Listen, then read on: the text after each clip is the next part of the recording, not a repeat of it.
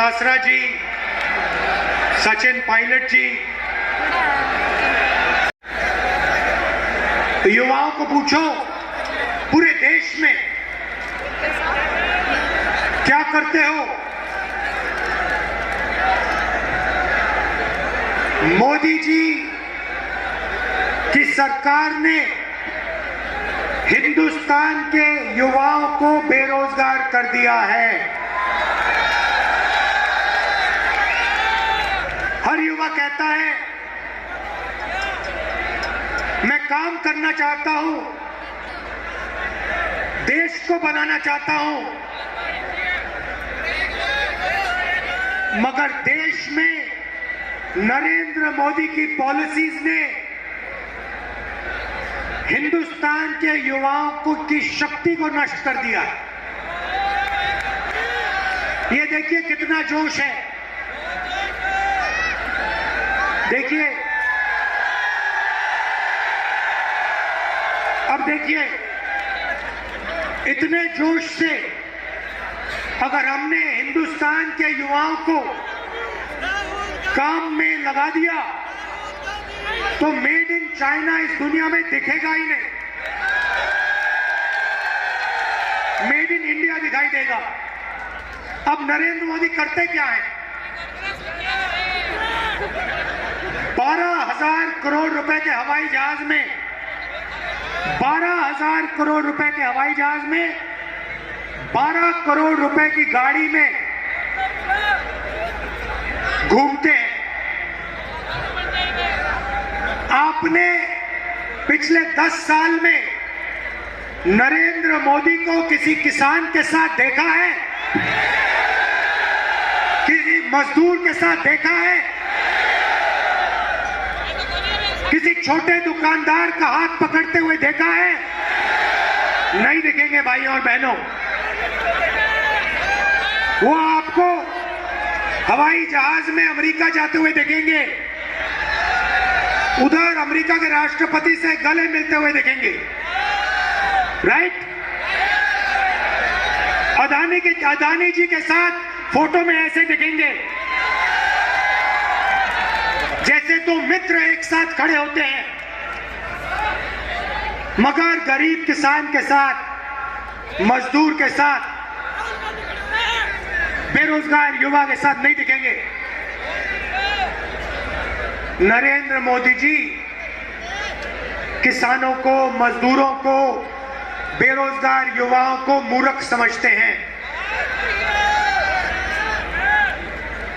पूरा का पूरा काम अदानी का, सड़कें अदानी की, सीमेंट के प्लांट अदानी के, एयरपोर्ट अदानी के, जयपुर एयरपोर्ट अदानी का, पोर्ट्स अदानी के। पहले अदानी जी दुनिया के सबसे अमीर लोगों में से 600 नंबर पे थे, दूसरे नंबर तक नरेंद्र मोदी ने अपने मित्रों को पहुंचा दिया। यह सच्चाई है भाइयों और बहनों। दो तरीके की सरकार हो सकती है, एक जो किसानों के साथ, गरीबों के साथ, मजदूरों के साथ खड़ी होती है, और दूसरी जो अरबपतियों के साथ खड़ी होती है। आप जानते हो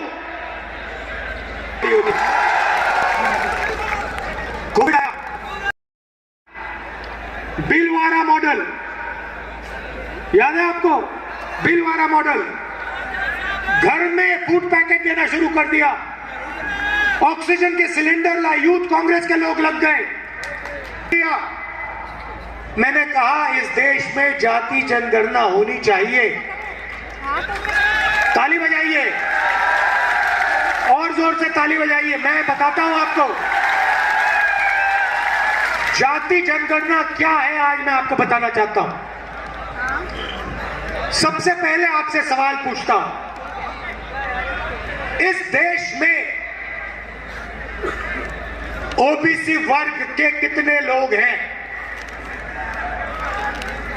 कोई नहीं बता सकता, कोई नहीं बता सकता। भाइयों और बहनों, इसका कारण है, ये एक साजिश है। आपको आपकी सच्ची जनसंख्या, आपकी सच्ची आबादी नहीं बताना चाहते हैं। भाइयों और बहनों, कम से कम ओबीसी की आबादी इस देश में, पिछड़ों की आबादी इस देश में 50% है। 50%। मतलब अगर आप इस देश में कहीं भी 10 लोगों को खड़ा करो, 5 लोग ओबीसी वर्ग के होंगे। आप अपनी शक्ति समझिए। मैंने सवाल पूछा पार्लियामेंट में नरेंद्र मोदी के सामने। मैंने कहा, नरेंद्र मोदी जी, आप अपने आप को ओबीसी कहते हो,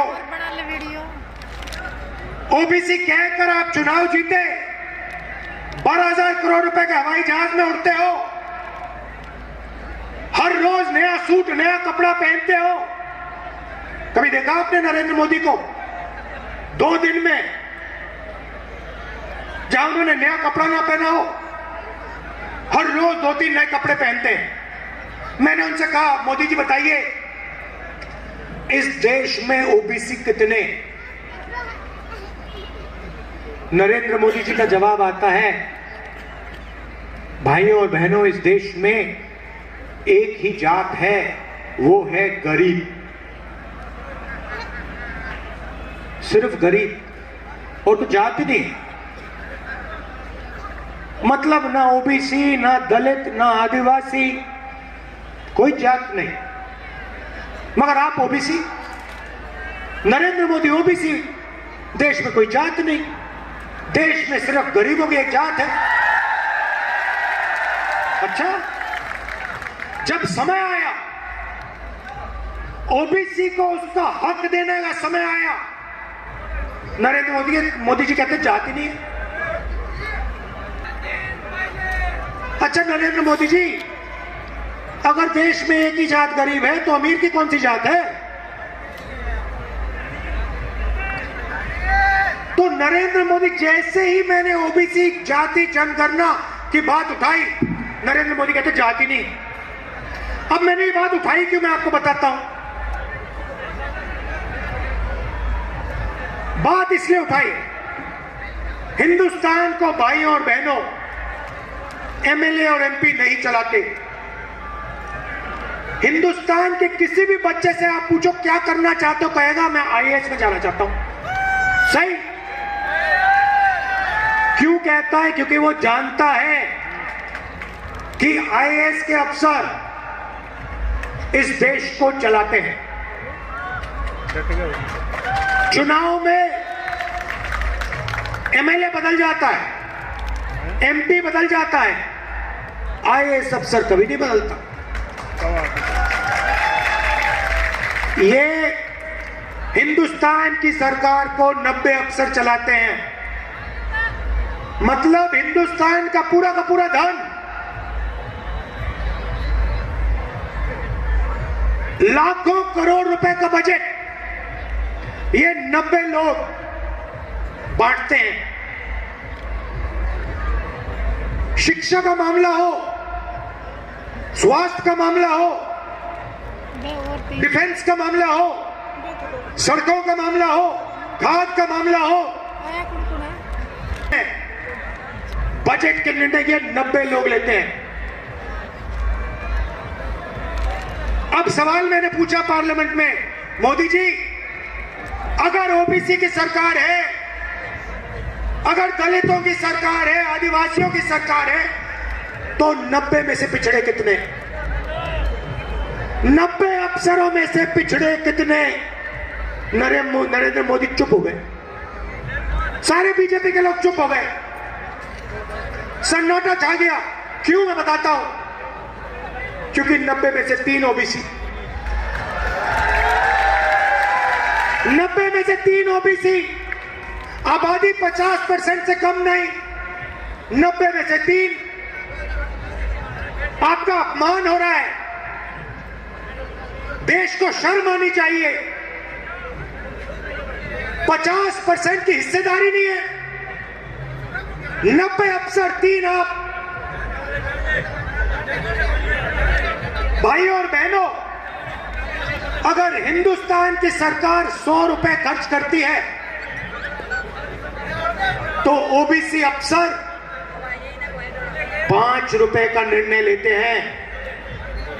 90 में से 3, 100%, 100 में से 5, 90 में से 3, 100 में से 5, ये है आपकी हिस्सेदारी।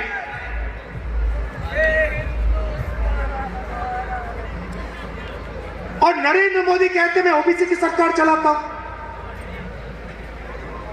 कैसी ओबीसी की सरकार? मैं आपको बताता हूं। हमने यहां पे स्वास्थ्य योजना लागू की, 25 लाख रुपए, इलाज करो।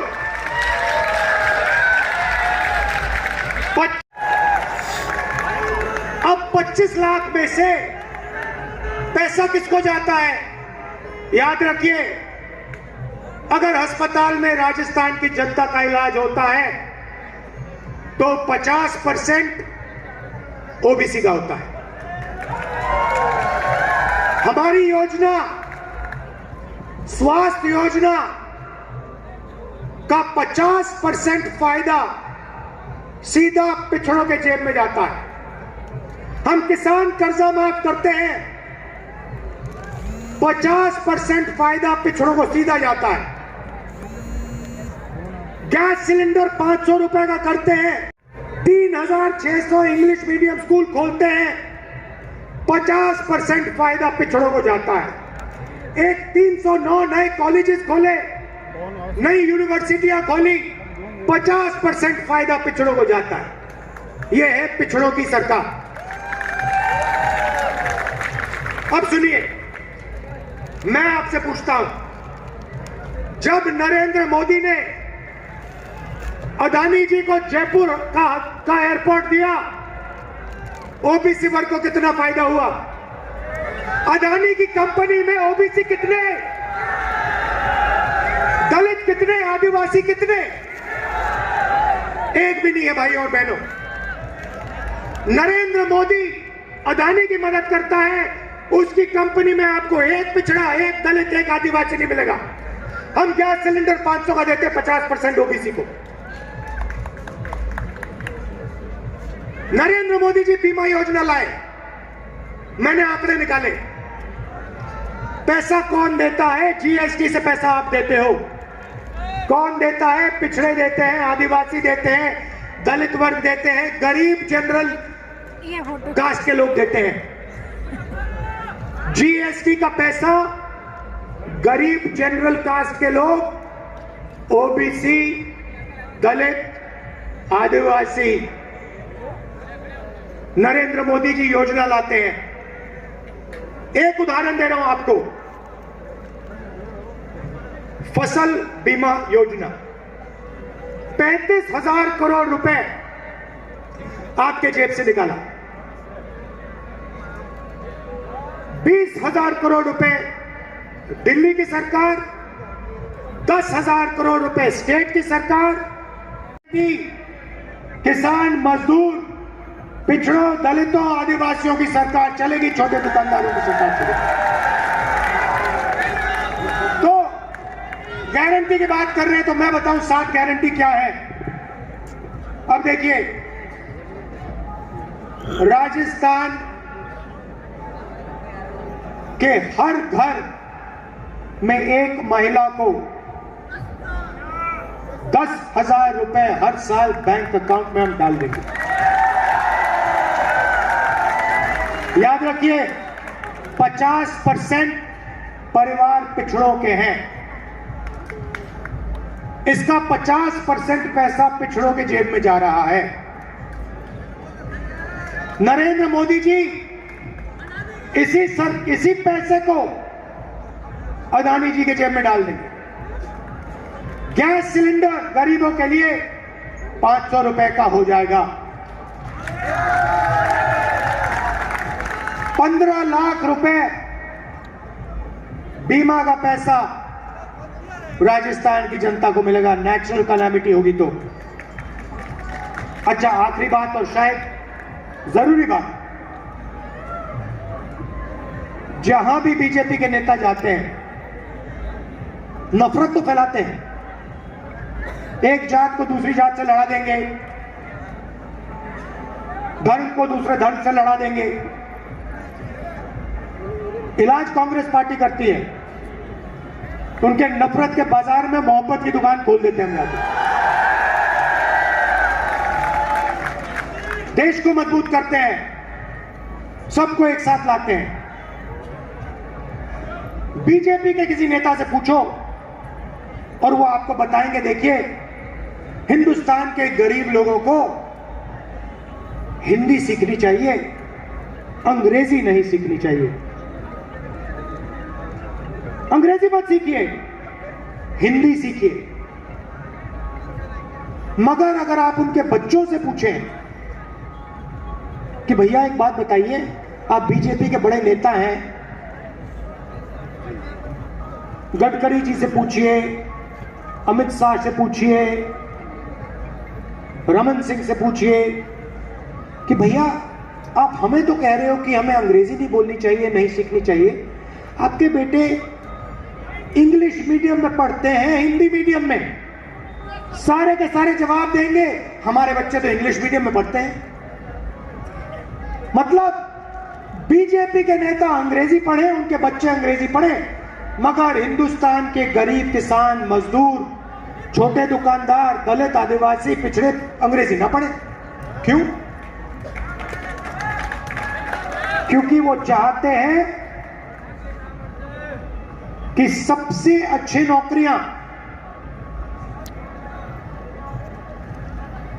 जिसमें सबसे ज्यादा सैलरी मिलती है, करोड़ों रुपए की सैलरी मिलती है, कॉल सेंटर, कंप्यूटर वाली कंपनीज में, इंटरनेट वाली कंपनीज में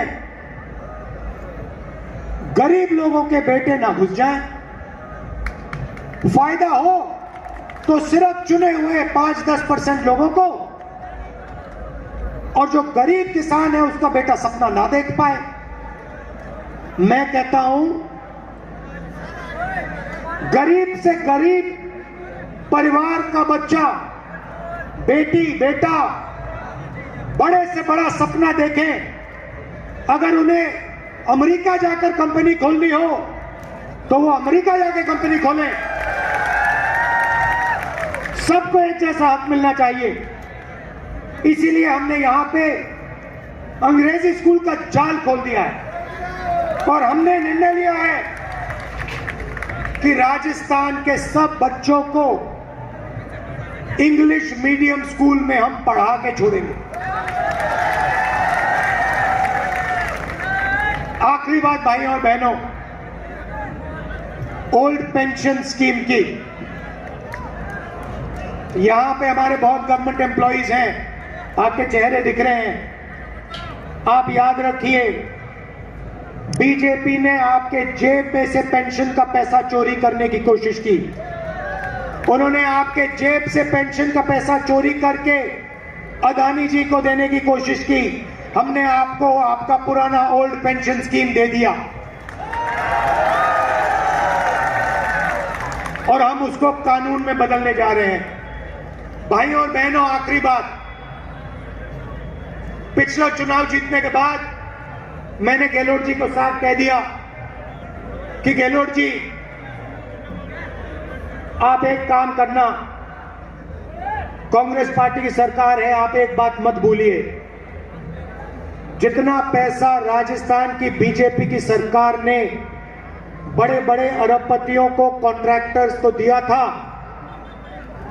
5 साल में जितना पैसा उन्होंने सबसे बड़े कॉन्ट्रैक्टर्स को और अरबपतियों को दिया, उतना ही पैसा कांग्रेस पार्टी की सरकार को 5 साल के अंदर राजस्थान के गरीब किसान, मजदूर, दलित और पिछड़ों को पहुंचा देना चाहिए। और भाइयों और बहनों, ये शुरुआत है, मैं आपको बता रहा हूं। अब याद रखिए,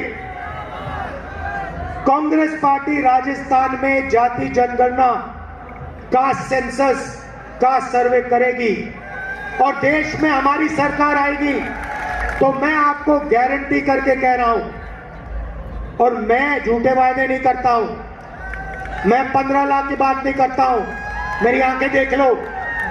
मैं आपको कह रहा हूं, जैसे ही हिंदुस्तान में कांग्रेस पार्टी की सरकार आएगी, हम जाति जनगणना उस दिन शुरू कर देंगे और पिछड़ों की जितनी आबादी है उतना हक हम हिंदुस्तान की रीढ़ की हड्डी, हिंदुस्तान के पिछड़ों के हवाले कर देंगे। धन्यवाद। जय हिंद।